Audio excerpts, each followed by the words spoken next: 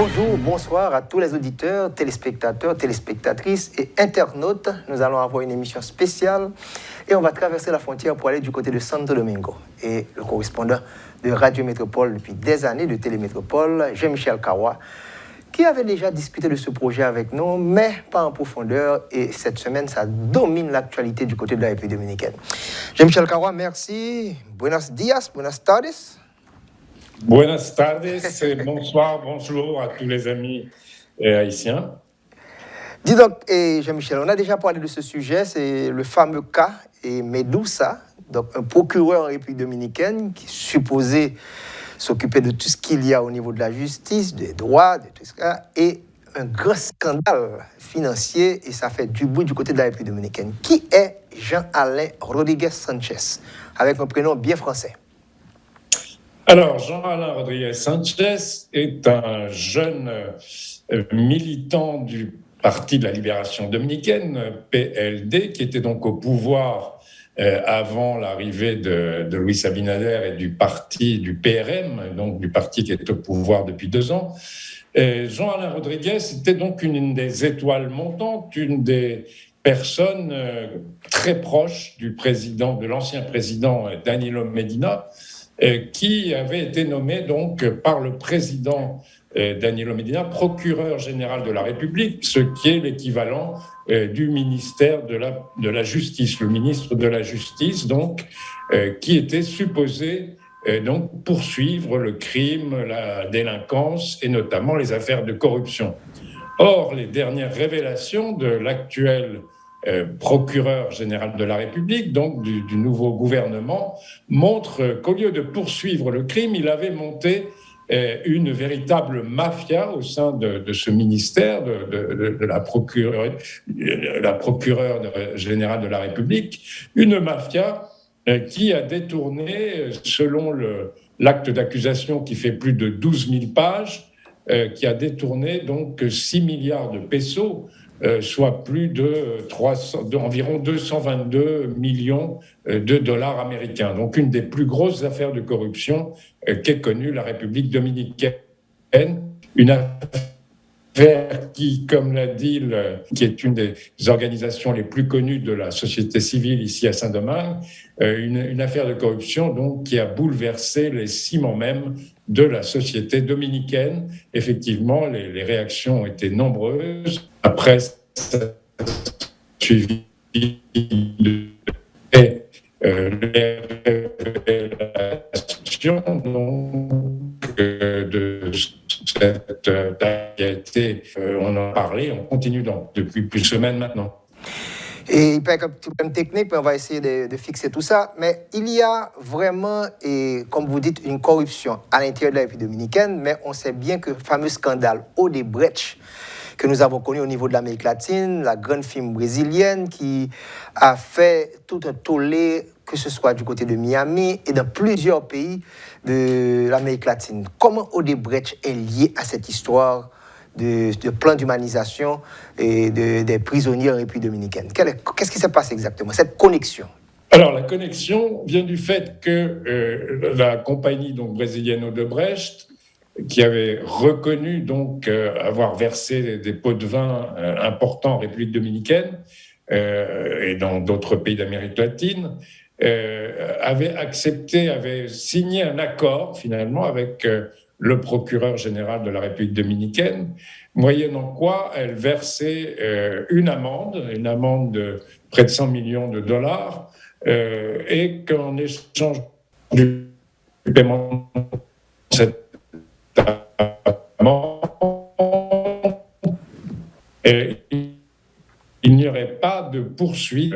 Et cet argent, vers l'époque, qu'il serait utilisé pour un plan de modernisation et d'humanisation des prisons en République dominicaine, notamment de la plus grande prison, la Victoria, au nord de Saint-Domingue, qui est une prison où les conditions de détention étaient absolument infrahumaines.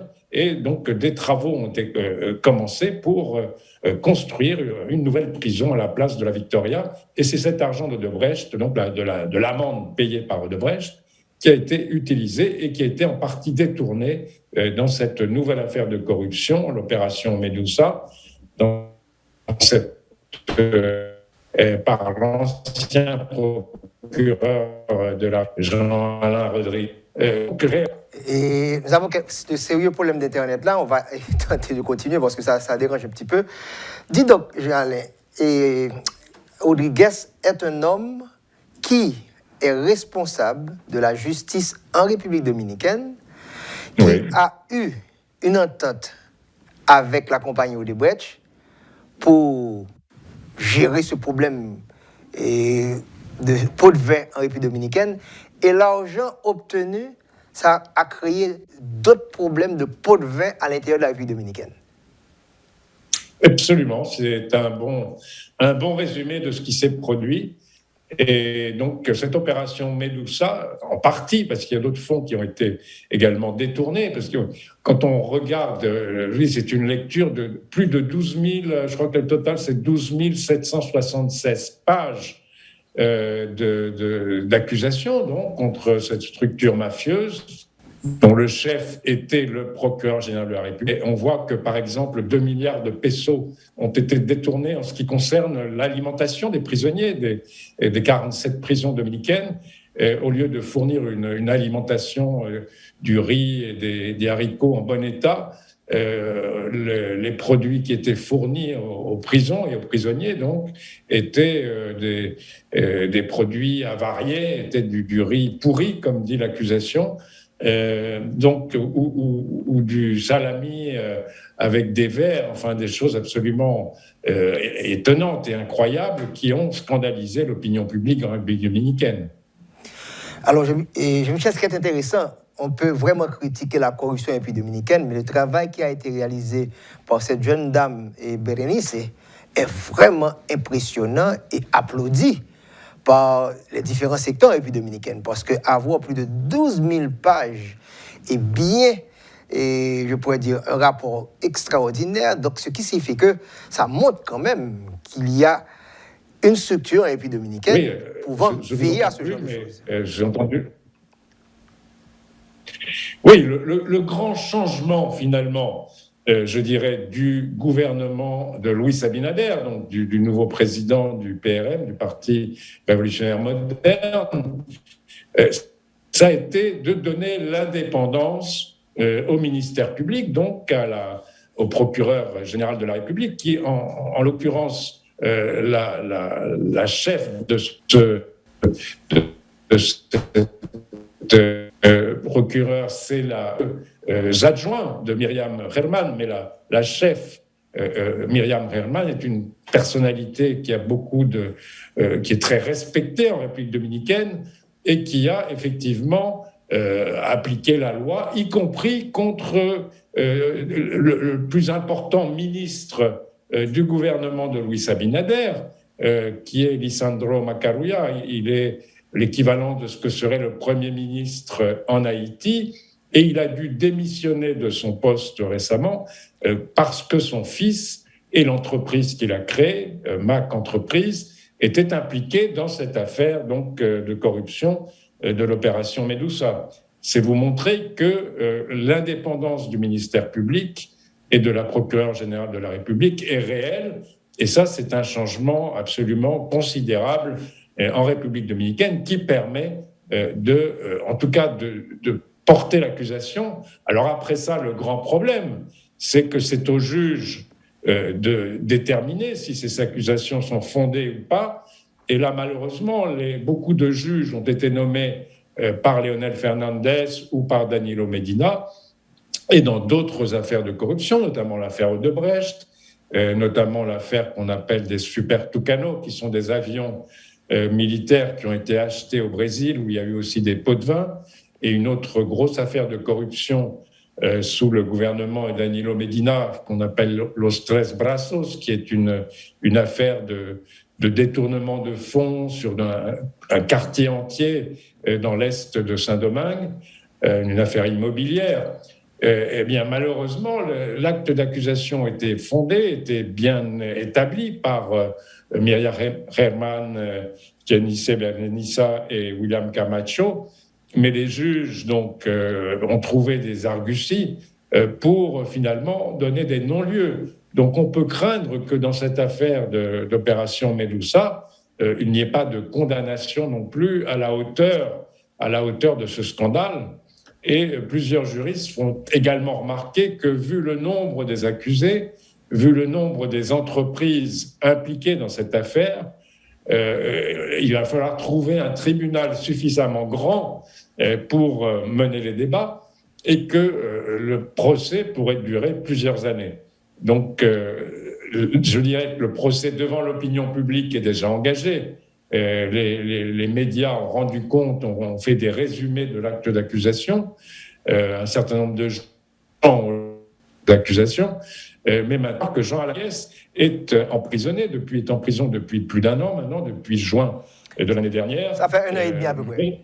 Il est en attente de jugement. Il n'est pas donc cette affaire de Medusa s'ajoute aux accusations antérieures qui pesaient contre lui. Il y avait de fortes pressions en fait pour qu'il soit libéré de manière momentanée, mais Bérénice a insisté et l'a maintenu en prison. Comment a-t-elle pu arriver quand même avec un si gros poisson? Et d'ailleurs, vous vous rappelez, Jean-Alain Rodrigues essayait de partir à une certaine période, on a bloqué à l'aéroport. Donc comment la justice dominicaine a pu quand même réaliser cet exploit dans une société où la politique et le commerce s'y retrouvent avec tous ces scandales en quelque sorte? Non, je crois que effectivement l'opinion publique, vu l'ampleur et la précision de l'acte d'accusation, il faut voir que j'ai pas lu les 12 000 pages, mais j'en ai lu une partie. Les accusations sont très précises. Il y a une quantité de preuves et surtout le plus important, ça a été le témoignage de celui qui était le directeur de cabinet de Jean-Alain Rodrigues, qui était un ami d'enfance, qui s'était, au changement de gouvernement, qui s'était enfui en Espagne et qui finalement donc a passé un accord avec le ministère public, avec la procureure de la République, pour tout raconter. En fait, c'est lui qui a tout expliqué, comment était organisée finalement la structure mafieuse qui a donné tout l'État finalement de l'opération est devenu le bureau de procureur général de la République. C'est donné les noms des entreprises qui étaient impliquées, le montant des vins qui était en général d'au moins 20% et souvent supérieur à 20%, la manière dont les fonds étaient payés. Il a parlé d'un bureau qui était engagé par Jean-Alain Rodrigues, et qui s'était chargé de monter toute une opération sur les réseaux sociaux pour espionner et pour attaquer, pour détruire la réputation des journalistes les plus sérieux qui commençaient à s'inquiéter et qui commençaient à dénoncer de l'administration de Danilo Medina. Cette agence de communication mexicaine avait également...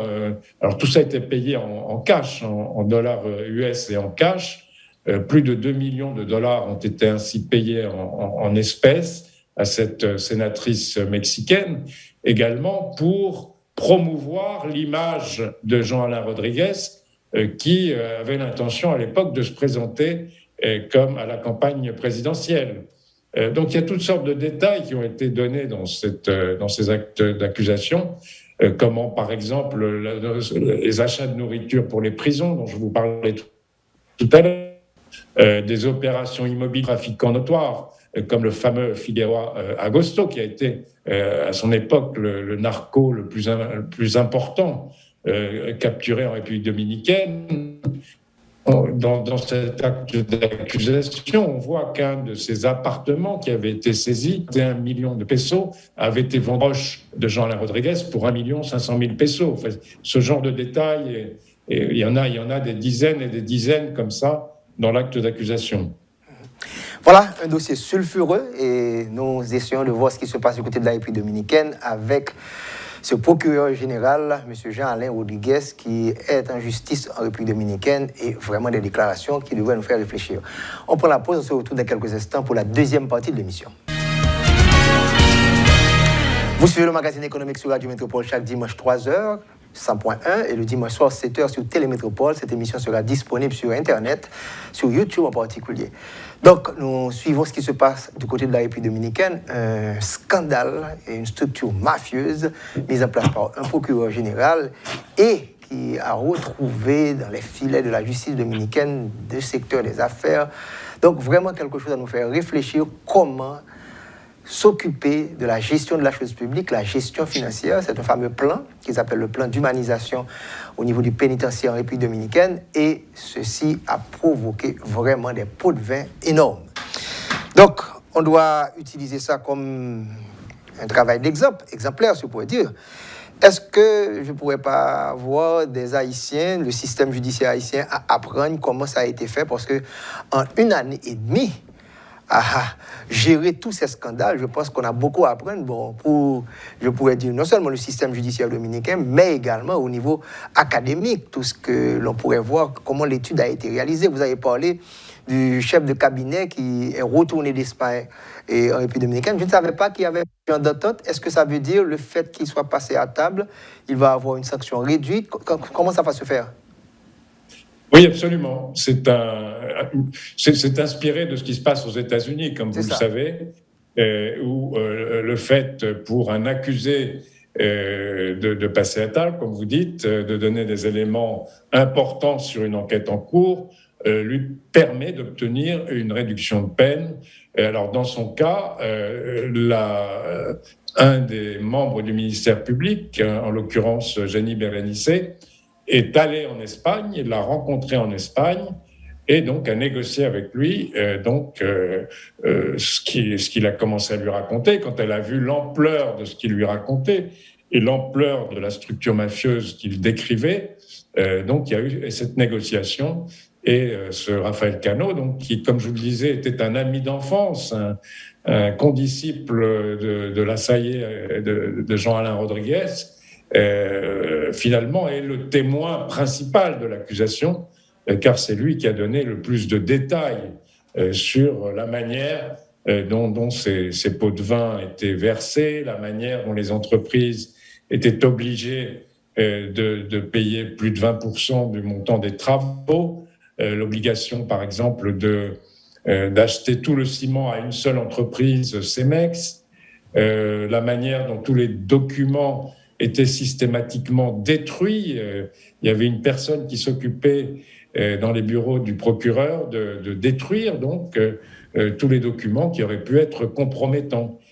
Donc tout ça a été raconté en détail avec des preuves qu'il avait gardées évidemment par cet ancien directeur de cabinet de Jean-Alain Rodriguez. Un autre bras droit de Jean-Alain Rodriguez, son chauffeur, un major de l'armée dominicaine, a été assassiné après avoir visité Jean-Alain en prison. Ça encore, c'est un film, hein, cette histoire. Oui, non, c'est absolument un roman noir, d'une certaine façon. Il y a eu mort d'homme, comme vous venez de le dire. Il y a une série d'entreprises importantes qui sont impliquées dans cette affaire. Quelques grands noms de la République dominicaine, de l'oligarchie économique.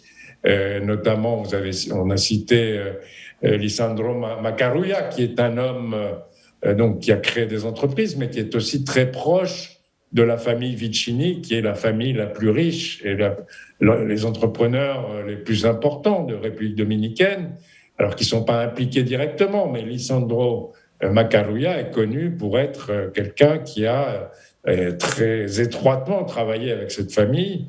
Il y a une autre famille très connue en République dominicaine, les Bonetti, qui est impliquée. Il y a plusieurs des entreprises liées aux Bonetti. Donc tout ça fait que pour l'opinion publique dominicaine, il y a un changement, une véritable révolution en ce qui concerne la poursuite, je dirais, des criminels en col blanc qui, dans le passé, n'existaient pas dans ce pays.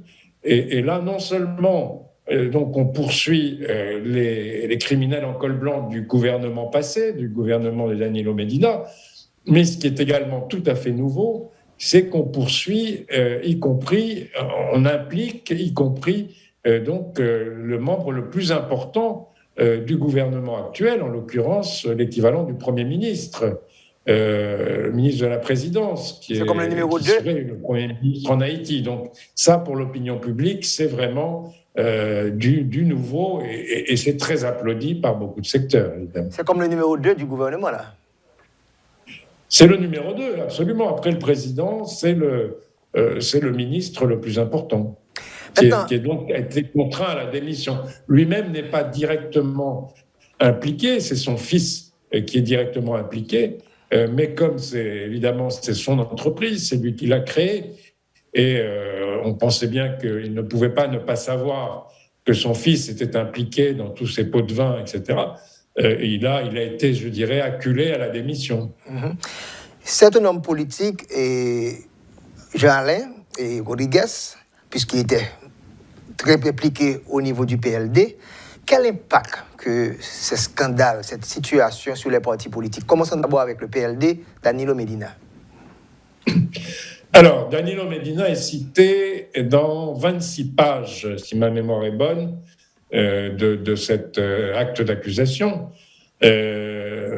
Pour l'instant, il n'est pas accusé directement, mais je dirais que ça se rapproche de lui dans cette affaire et dans d'autres affaires d'ailleurs. Le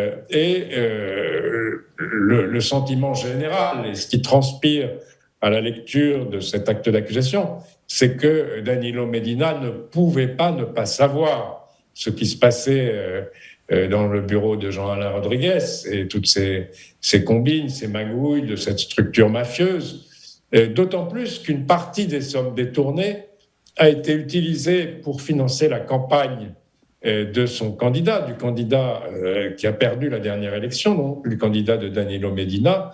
Là encore, l'opinion publique s'attend à ce que Danilo Medina soit directement impliqué un jour ou l'autre. Surtout qu'il y a d'autres affaires, puisque son frère et sa sœur sont en prison, je crois. Absolument. Non, c'est ce que je vous dis. Il est impliqué, indirectement dans d'autres affaires. Il n'a pas été accusé directement, mais je dirais que ça s'approche de plus en plus. Il est encerclé par une série d'affaires. Et là, dans l'opération Medusa, il est clair que selon l'acte d'accusation, quand on le lit, qu'il était au courant de tout ça. On se rappelle qu'on avait discuté déjà les grandes marches qu'il y avait en République dominicaine, ça avait facilité l'arrivée d'Abinader au pouvoir, et tu parlais tantôt de Gonzalo également.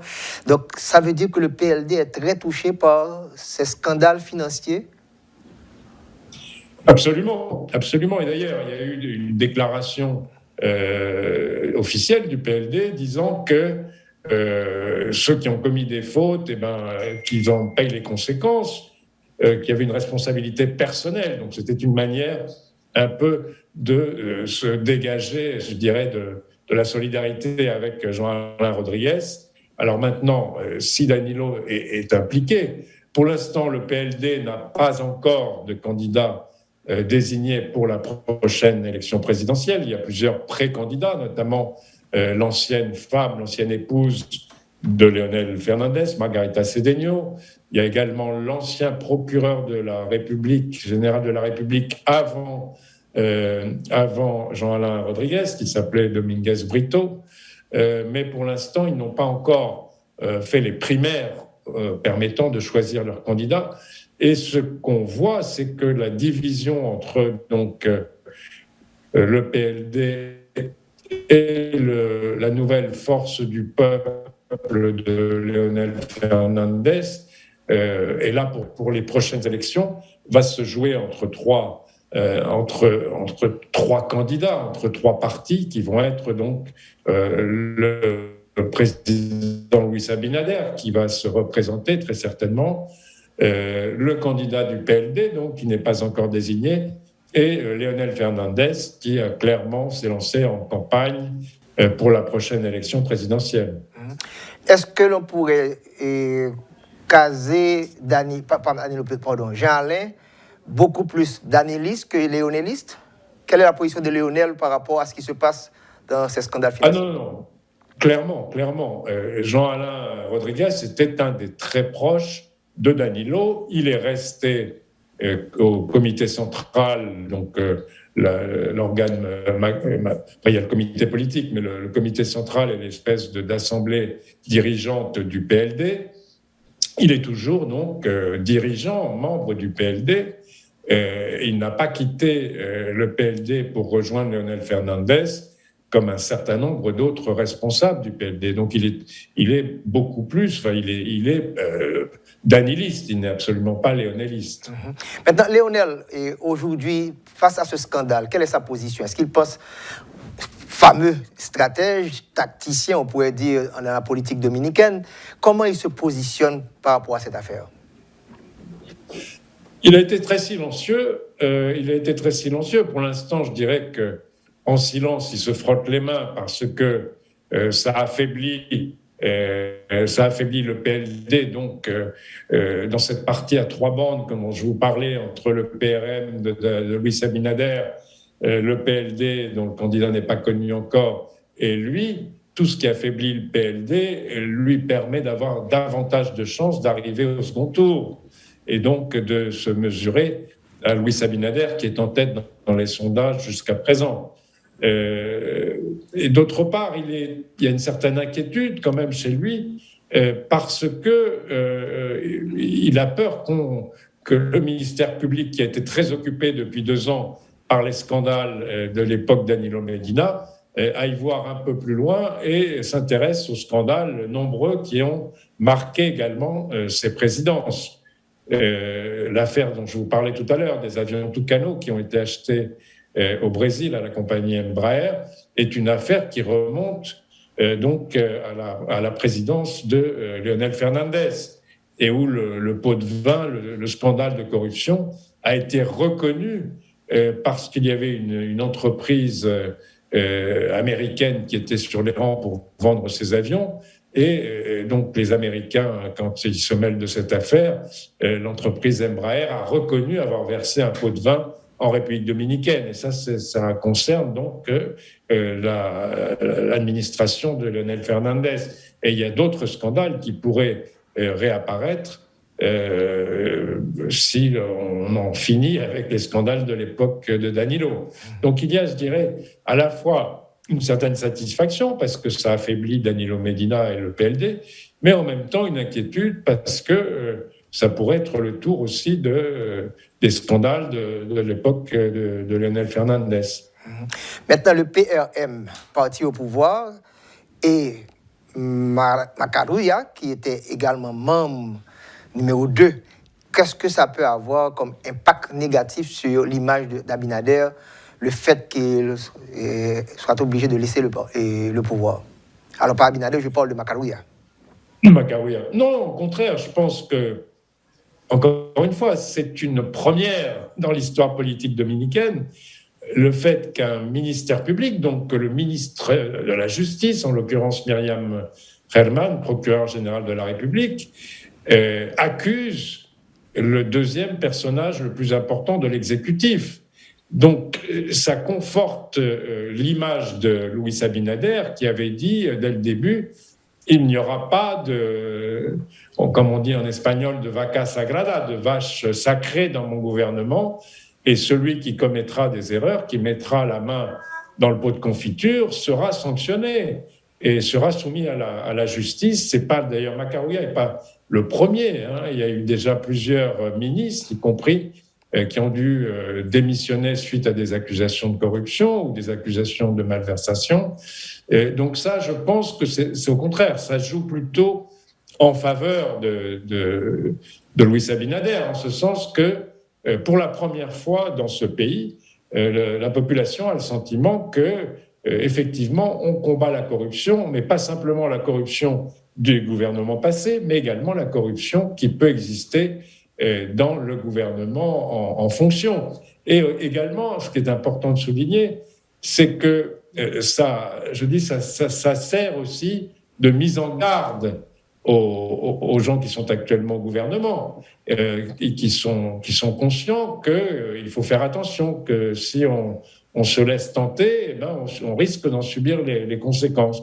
Donc il y a un aspect dissuasif Et je crois que, et ça a été reconnu par Transparence internationale et par d'autres organismes internationaux, je crois que c'est un facteur qui a permis de réduire la corruption en République dominicaine, cette peur, voire, eh bien, si on commet une erreur, on risque d'être sanctionné. Voilà, vous suivez le magazine économique sur Radio Métropole, sur TV Métropole, le rendez-vous économique. Nous avons avec nous Jean-Michel Kawa qui nous explique ce qui se passe en République dominicaine ces jours-ci. Qu'Haïti devrait s'intéresser à ces cas parce que c'est toute la force démocratique de ce pays qui est en train d'être affichée à la face du monde. On prend la pause, on se retrouve dans quelques instants pour la troisième et dernière partie de l'émission. Vous suivez le magazine économique sur Radio Métropole chaque dimanche 3h, Télémétropole le dimanche soir 7h. Cette émission sera disponible sur Internet, sur YouTube, pour analyser et comprendre comment ça se passe du côté de la République dominicaine.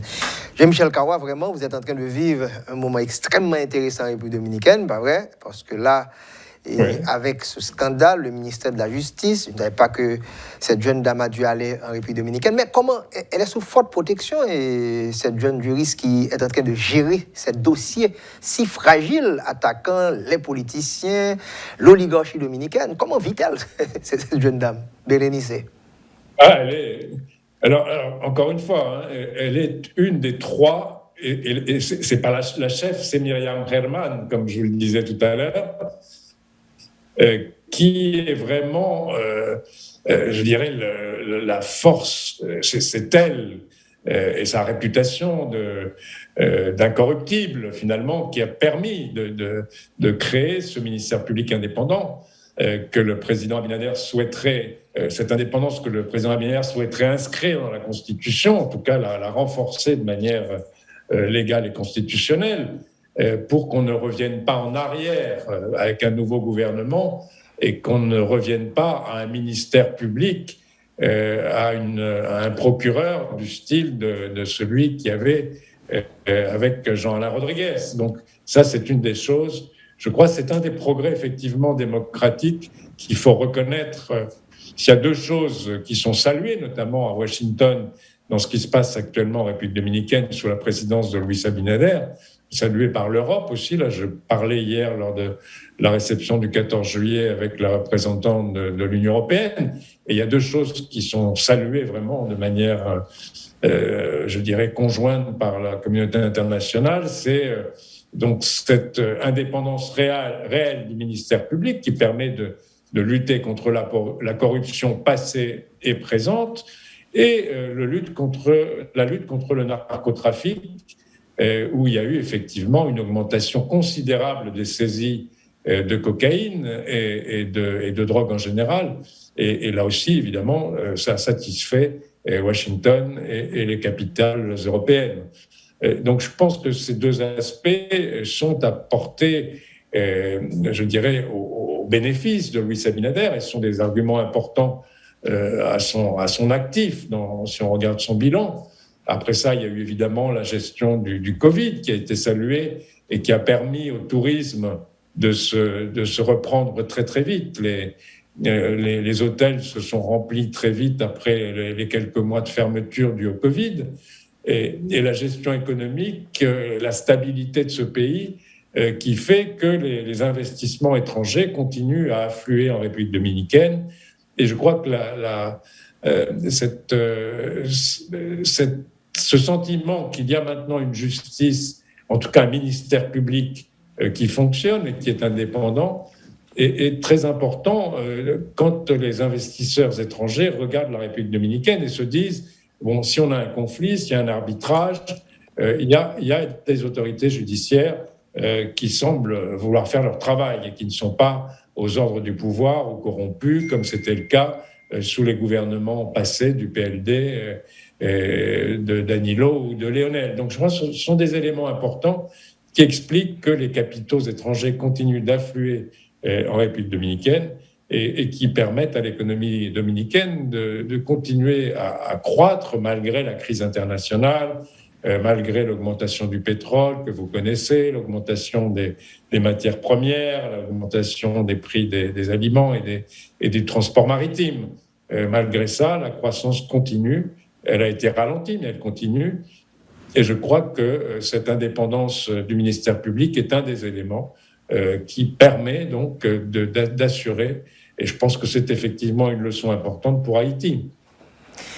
Donc, la gestion du ministère public, ça attire notre attention. Myriam, très stratégique, elle ne s'y mêle pas dans les opérations. Et ces deux jeunes-là, une femme et un avocat noir, et je crois que c'est Camacho, c'est ça bien le nom, et oui, absolument. Qui sont sur le terrain et donnant vraiment cette image à ce pays pour montrer qu'on peut avoir des institutions indépendantes et qui font leur travail. C'est une belle page d'histoire, vraiment, d'histoire démocratique, je pourrais dire, en République dominicaine, qui est sortie d'un Trujillo, d'un Balaguer, ensuite pour avoir toutes les élections démocratiques. Mais ça, c'est une démonstration que le ministère public soit totalement indépendant. Ça, vraiment, il faut le reconnaître. Donc, est-ce que Abinader se positionne bien là parce que c'est un mandat très court, c'est 4 ans seulement en République dominicaine, on parle déjà de la réélection. Est-ce qu'il se positionne bien pour être le représentant du PRM et avoir un avantage par rapport au PLD et aux forces du travail de Léonel? Alors, écoutez, pour l'instant, on est à mi-mandat, donc il faut rester évidemment prudent. Selon les sondages qui sont faits régulièrement par les chefs d'entreprise ou qui circulent, qui sont faits par les différentes forces politiques, Luis Abinader et le PRM restent largement en tête.